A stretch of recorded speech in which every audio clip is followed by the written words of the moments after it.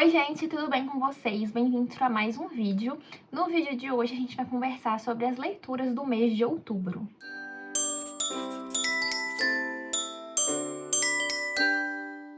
Em outubro eu li bastante coisa boa. Todos os livros que eu li eu gostei muito, foram a maioria todos, se eu não me engano, foram todos eles eu dei de 4 a 4,5 estrelas e, se eu não me engano, teve alguns que eu dei 5 estrelas. Agora eu não tô lembrando, mas se você quiser conferir essas notas que eu dou para as minhas leituras, o link do meu Scooby vai estar aqui na descrição. O mês de outubro é um mês de Halloween, Dia das Bruxas, né? E aí eu li muita coisa temática, né? Inclusive, saiu alguns vídeos aqui no canal com essa temática do mês de horror, né? Que eu dei o nome de Outubro Macabro. Infelizmente, como eu tinha esquecido que eu estaria em final de período me formando, eu não consegui postar a quantidade de vídeos que eu queria, que eu havia me programado, né, pra postar. Então, no total, se não me engano, saíram 4 ou 5 vídeos com livros sobre essa temática. Inclusive, alguns dos livros que eu vou falar aqui já tem vídeo no canal, tá bom? Então, né, sem enrolação, vamos lá para as minhas leituras, né? Então, no começo do mês, o primeiro livro que eu finalizei foi A Profecia, do David Seltzer, que já tem vídeo aqui também, eu vou deixar linkado para vocês, e foi um livro que eu gostei muito, assim, que foi um livro que me surpreendeu, porque eu fui com uma expectativa que não foi correspondida, mas que o livro não me decepcionou. Foi uma surpresa muito boa, que tenha sido diferente daquilo que eu estava esperando, né? Pra quem não conhece esse livro, né, esse daqui é um dos clássicos do horror, um desses livros, assim, já canônicos no gênero, né? A Profecia vai contar a história da chegada do anticristo no século XX, em meio a um período de guerras, um período de conturbação ali, né? Então aqui a gente vai ter essa história do anticristo chegando aqui, né? O nascimento do filho do diabo. E aí esse menino vai crescer uma família um tanto quanto influente. O pai dele é um político muito famoso e é muito importante, então ele vai viver nessa família não à toa. E aí a gente vai acompanhando aqui que quando esse menino vai chegar nos seus 3 ou 4 anos, se eu não me engano, algumas coisas estranhas vão começar a acontecer. E esse pai, né, que é o Thorne, eu não sei falar o nome dele até hoje, ele vai descobrir que ele vai ter que desempenhar um papel e descobrir que essa criança que ele criou aqui, na verdade, é o mal encarnado, e aí ele precisa deter esse mal, porque, né, afinal, tem toda uma profecia de quando o anticristo chegar na Terra, de que vai acontecer várias coisas. Então esse livro aqui, ele se baseia, pega nessas coisas, nessas questões bíblicas. Ele, se eu não me engano, tá lá no Apocalipse, né? Se você pegar pra ler a Bíblia, vai estar lá essa profecia lá, essas coisas. Então, o autor pega essa coisa ali meio bíblica para criar essa história que vai partir dessa profecia, né, que é a profecia da chegada do anticristo.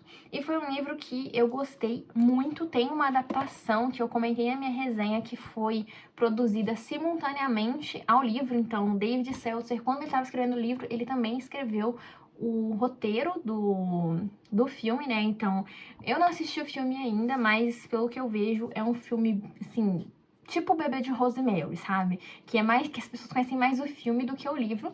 E essa edição aqui tá muito maravilhosa, tá perfeita, é publicado pela Pipoca e Nanquim, tá? Enfim, não vou falar muito sobre o livro, porque tem uma resenha aqui, né? Vou mostrar um pouquinho da edição pra vocês. Tem uma resenha, e aí, se vocês quiserem conferir, vou deixar linkado, tá? E essa é a diagramação aqui, pra quem tiver curiosidade, pra quem nunca comprou um livro da Pipoca e Nanquim, né? Porque ela é muito conhecida pelos seus mangás e quadrinhos. Em seguida, ainda na pegada do mês do horror, eu li O Bebê de Rosemary, que eu vou deixar a capa aqui, porque infelizmente eu não tenho ele na versão física. Eu li na edição da Amarilis pro meu Kindle, tá? E esse é um livro que, infelizmente, também não tem resenha aqui, porque, gente, eu tive toda uma complicação com o vídeo desse livro, tá? Eu cheguei a gravar esse vídeo 2 vezes. Eu falei, gente, o universo não quer que eu poste um vídeo sobre o Bebê de Rosemary aqui, tá? Porque eu lembro que eu gravei o vídeo tava maravilhoso, só que tinha dado um problema no áudio. Eu tava usando o microfone deu um bug e o vídeo inteiro ficou com um ruído insuportável que, assim, não dava pra aproveitar o vídeo. Então o vídeo, joguei ele fora, mas em breve eu pretendo regravar ele e postar aqui pra vocês, tá? O que eu achei sobre o Bebê de Rosemary. Esse é também um daqueles livros, uma daquelas histórias canônicas do horror, né? O filme que tem a direção do Roman Polanski, é um filme muito renomado, é um filme muito falado, que eu assisti, né? E o filme é tão bom quanto o livro, gente, assim, é impecável. Tanto o livro quanto o filme são muito bons, então eu recomendo muito que você leia e assista, porque aqui, esse livro, ele vai ter uma pegada, ele também me surpreendeu, foi um livro que me surpreendeu porque ele não aconteceu da forma que eu esperava, e foi bom, não foi uma surpresa ruim, não foi uma surpresa negativa, porque aqui eu tava esperando uma coisa muito sobrenatural, muito vibes Invocação do Mal, Annabelle, umas coisas assim com demônios e espíritos, essas coisas meio macabras desse tipo, e não foi. Aqui, esse livro, ele vai ter vai estar muito focado num horror em meio às grandes cidades, que o livro se passa em Nova York, né? Mas eu não vou falar muito porque eu vou gravar um vídeo sobre ele. Mas pra quem não conhece a história, o que a gente vai acompanhar aqui, né? Como o próprio título já diz, a gente vai conhecer a Rosemary, que ela é casada com um Guy. Eles são recém-casados e eles estão em busca do sonho americano. Então, eles estão querendo formar uma família, né? Ser bem-sucedidos. E aí eles vão se mudar para um prédio muito disputado, um prédio que já era o sonho deles morar lá, né? Que é o Bramford, que é um prédio em estilo vitoriano lá em Nova York. E aí, quando eles se mudam para esse prédio, vai começar a acontecer algumas coisas meio estranhas na vida desse casal. E a Rosemary vai engravidar, né? Por isso que se chama o bebê de Rosemary. Só que vai ter uma certa implicação com esse bebezinho aí, que vocês já devem estar imaginando, porque isso já é meio que uma tópica, não sei se eu posso dizer assim, das histórias de horror que envolvem nascimentos de bebês. Mas enfim, não vou falar muito, eu sei que foi um livro que eu gostei bastante de fazer a leitura. Como eu disse, ele é um livro que me surpreendeu, ele não é um livro que te dá medo, ele não é uma coisa carregada no terror, nem no horror, assim, tanto.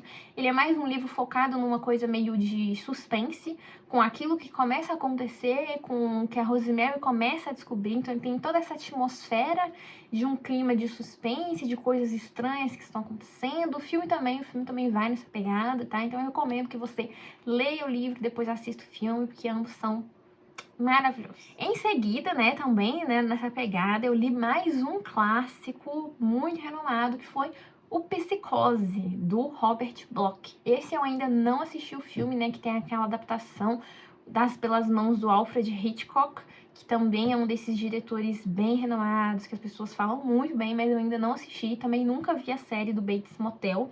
Mas esse livro, quando eu peguei para ler ele, eu já fui meio que sabendo o grande plot. Justamente por causa da série. Eu lembro que eu peguei o spoiler no Twitter.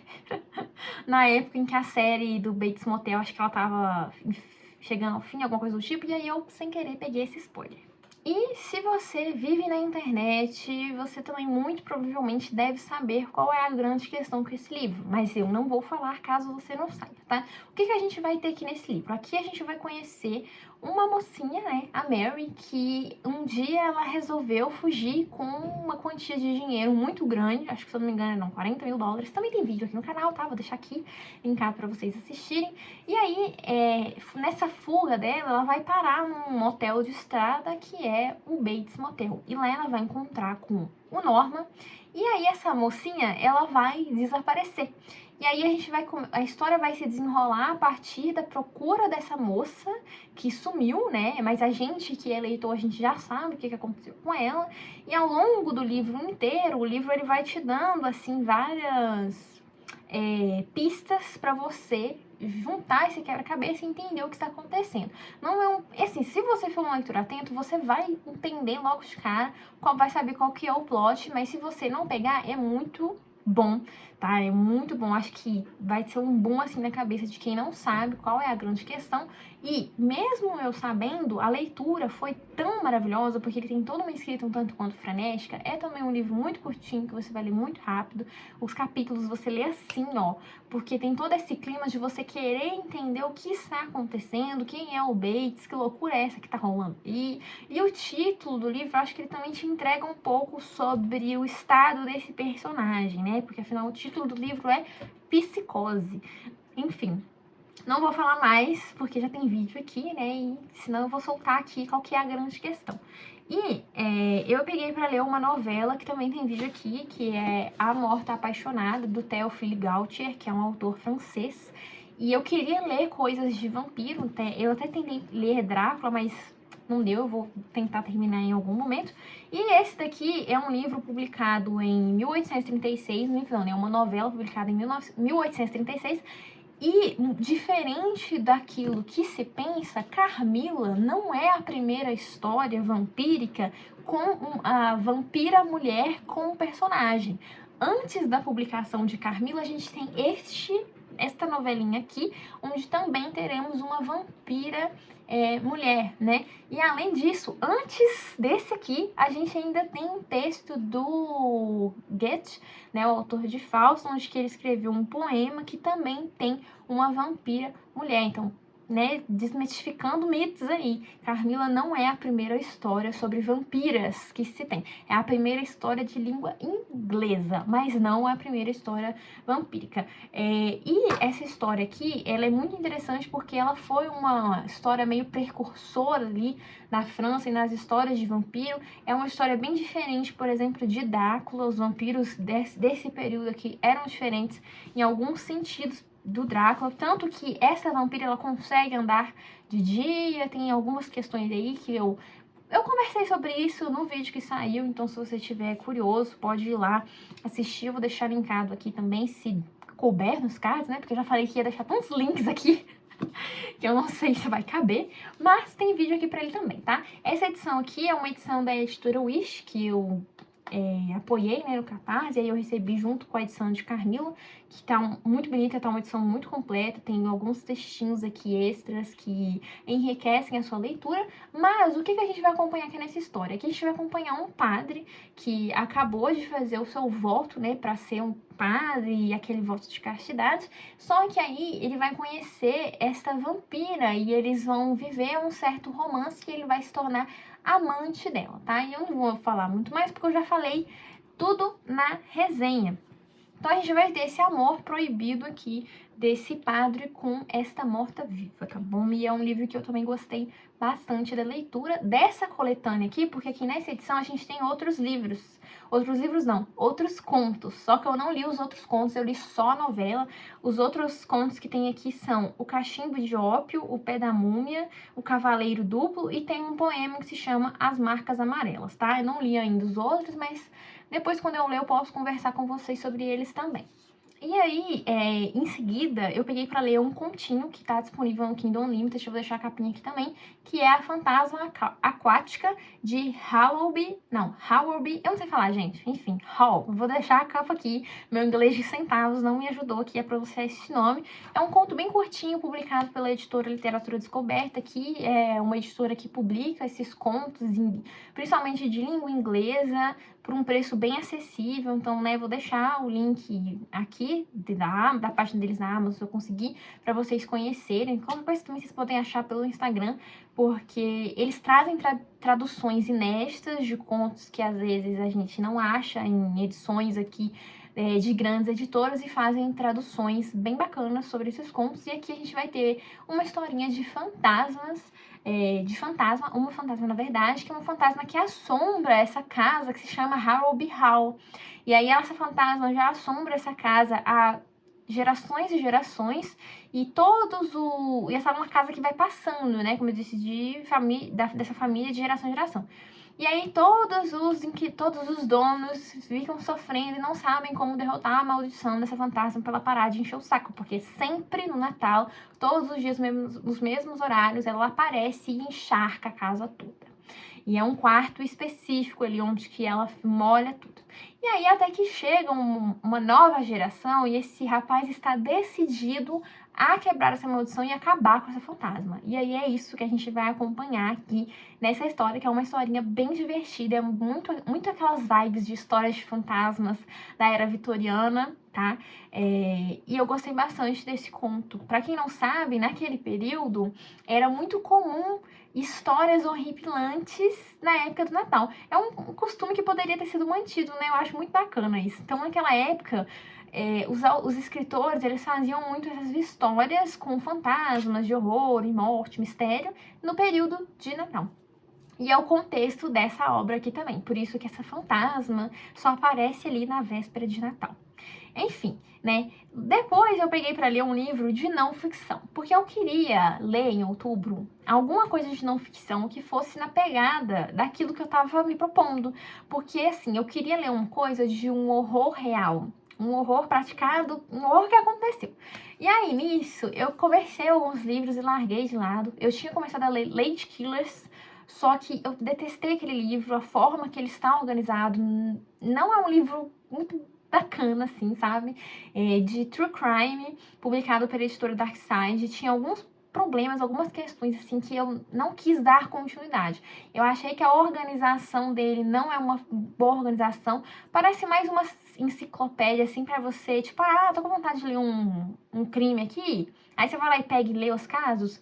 Mas, assim, ele chega a ser um pouco repetitivo, as coisas que a autora fala. Então, foi um livro que eu não quis dar continuidade, parei. Aí, nisso, eu fui tentar ler outro livro, que era um livro que eu tinha colocado como meta de leitura para ler até o final do ano, que era o Columbine, que vai contar, né, sobre aquela tragédia que aconteceu, foi em 2011? Gente, eu esqueci que ano que foi.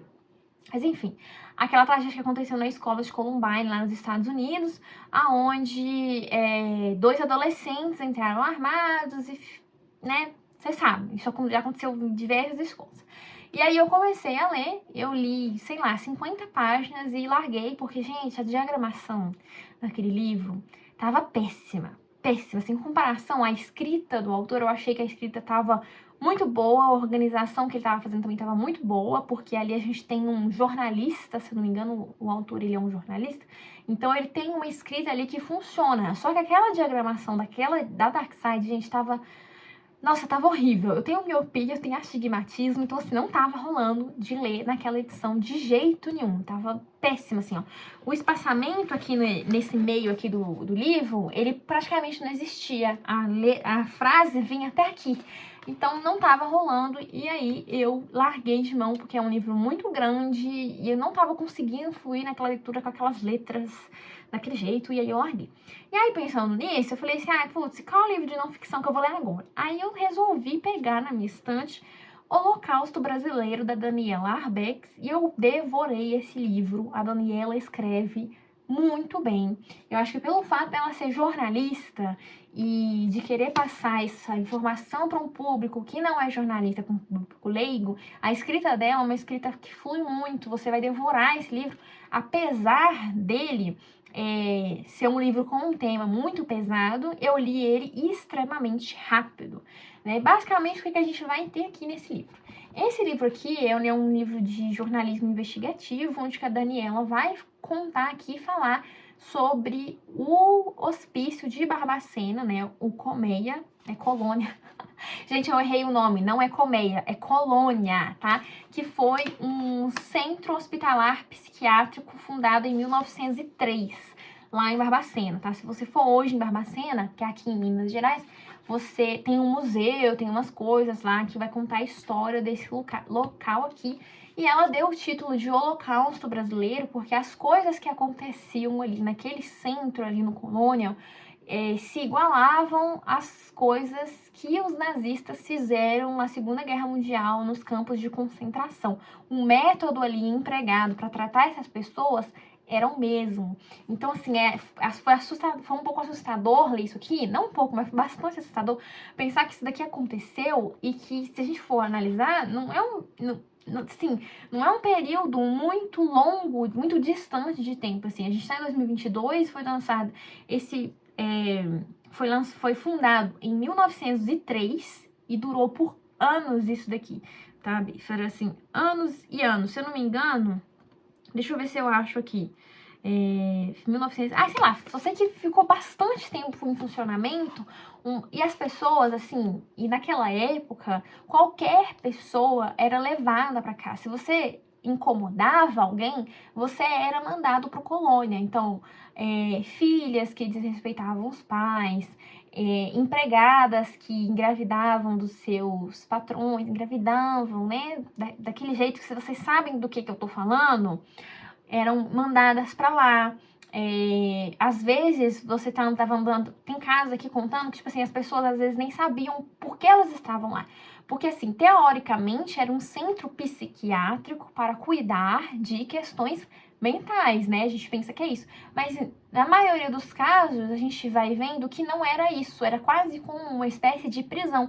Então, vamos supor que se fosse hoje em dia, uma pessoa LGBT era mandada para lá. Se a polícia te parou e não gostou da sua cara, você seria mandado pra lá. Então eram umas situações assim, desse tipo. Então, isso daqui, ela vai fazer essa denúncia dessa coisa que aconteceu, porque isso daqui é um tipo de coisa que não pode cair no esquecimento para que isso não se repita. Então ela vai contando aqui sobre os tratamentos de choque que eram feitos. O tratamento precário que essas pessoas recebiam. Elas não tinham cama, elas simplesmente colocavam palhas lá para eles ficarem igual bicho. Elas não tinham roupa, eles ficavam pelados o dia inteiro. Se adoecesse, morresse, ficava lá largado. Enfim, né? Tô querendo fazer um vídeo, não vou me alongar muito, só sei que esse livro aqui, ele é sensacional. A Daniela escreve muito bem. O trabalho que ela fez aqui da reunião desses fatos, desses acontecimentos, de ter ido atrás dessa história, de ter contado isso daqui, ficou perfeito. Então, assim, ó, se você tá querendo ler alguma coisa, um jornalística, uma coisa investigativa, leia esse livro aqui, porque ele ficou muito, muito bem escrito. A edição tá muito boa, ele tem algumas fotos, a diagramação tá bem bacana pra quem gosta de escrever nas margens, tá? Então, assim, ó, impecável o trabalho que a Daniela fez aqui nesse livro. Eu fiquei até com vontade de ler outras coisas dela. Eu tô pensando em pegar aquele que ela fala sobre a barragem lá, né, de Brumadinho, e também tem aquele outro sobre a Boate Kiss, aí que se chama Todo Dia a Mesma Noite. Aí eu tô pensando em pegar pra ler, porque eu gostei muito do trabalho dela aqui com esse livro e de contar essa história aqui, de trazer isso aqui pra gente. E pra fechar, né, talvez vocês viram que eu fui muito leitora nesse mês. Eu peguei pra ler no Kindle Unlimited, porque eu tava precisando de ler um negócio, assim, que eu não sabia. E aí eu peguei pra ler O Homem Sussurro. E esse livro, ele era exatamente aquilo que eu tava precisando e eu não sabia. Porque eu tava entrando, assim, numa ressaca literária, sabe? Tava começando a vir um negócio, assim, se juntando no final de período, aqueles 1000 trabalhos que eu precisava fazer, enfim, aquelas leituras que eu tava tentando terminar e não tava conseguindo. E aí eu falei assim, vamos começar a ler esse livro aqui. Aí eu comecei. Aí eu fui. E eu fui indo, assim, na hora que eu fui, eu já tava na metade do livro. Porque ele era exatamente aquilo que eu tava precisando, assim, que era aquele livro que você termina um capítulo e você já quer ir pro próximo, sabe? Tinha um tempo que eu não li um livro assim, de ficção, né? Aquele do Holocausto Brasileiro é de não ficção. Mas já tinha um tempo que eu não li um livro de ficção, onde eu terminava um capítulo e já queria engatar logo no próximo. E esse livro, ele fez isso comigo, sabe? Ele me deu essa vontade de continuar e de querer pegar o livro o tempo inteiro. Porque aqui o que a gente vai ter? Um thriller, né? Aqui a gente vai ter um serial killer, que ele foi chamado de Homem Sussurro. Ele sequestrou algumas crianças e no fim ele as matavam, eram sempre meninos, e ele tinha um método, mas esse serial killer, ele foi preso e a história se passa 20 anos depois da prisão dele. E aí a gente vai ter um novo assassino recriando o método dele de sequestrar garotos e depois desovar o corpo da mesma forma. E aí a gente vai acompanhar um policial, que é o Pete, que foi que prendeu esse Homem Sussurro, que ele é um policial meio que assombrado, porque ele nunca achou um dos meninos. Então, 20 anos depois, tinha um menino que nunca foi encontrado, ele não sabia onde estava o corpo, então ele era assombrado por isso. E ele sempre ia visitar o Homem Sussurro na cadeia para ver se ele conseguia extrair alguma informação para achar o corpo da criança. Então a gente vai ter esse policial assombrado por esse crime e surgindo um replicador, né? Porque o cara tá na cadeia e agora a gente tem um imitador imitando os crimes. E aí o livro, ele vai ter 2 tipos de narração. Porque a gente vai ter 2 histórias em paralelo que vão se encontrar. Por um lado, a gente tem uma narração em terceira pessoa, contando ali sobre esses crimes, sobre a vida do Pete. E por outro lado, a gente vai ter uma narração em primeira pessoa, de um pai com seu filho que vão se mudar para a cidade aonde que está acontecendo esses crimes. E, obviamente, vocês já sabem o que vai acontecer, né? Aí não precisa de eu falar. Enfim, e aí a gente vai ter esses crimes sendo acontecidos. E assim, eu fui teorizando, assim, e gente, na minha cabeça, eu tava crente que o assassino era uma pessoa. Eu não vou falar porque eu tô querendo fazer um vídeo pra esse livro também. Eu tava crente, eu fiquei assim, nossa, se for isso vai ser muito bom. Porque, né, eu assisto muito Criminal Minds, CSI, né, botei aqui o meu lado de investigação criminal. Eu pensei assim, nossa, vai ser isso, certeza, é isso. Só que não foi. No final, o assassino era uma coisa muito óbvia, que eu, assim, ficou bom do jeito que ficou? Ficou. Mas se fosse o que eu tinha pensado, teria ficado 1000 vezes melhor. Mandar mensagem pro Alex North lá, o autor, falar pra ele, ó, se você tivesse feito desse jeito, teria ficado melhor. Mas enfim, né, não vou me alongar muito sobre esse livro, porque, como eu disse, eu vou tentar fazer um vídeo aqui pra ele também. Se eu não fizer aqui, talvez eu comente sobre ele lá no meu Instagram, tá? O link vai estar aqui na descrição. E foram essas as minhas leituras de outubro, tá? Eu li bastante coisa, pensando que eu estava em final de período, eu consegui ler bastante, eu tô chocada depois quando eu fui olhar, assim, o tanto que eu li. E eu só li coisas boas, livros maravilhosos, livros que eu gostei muito.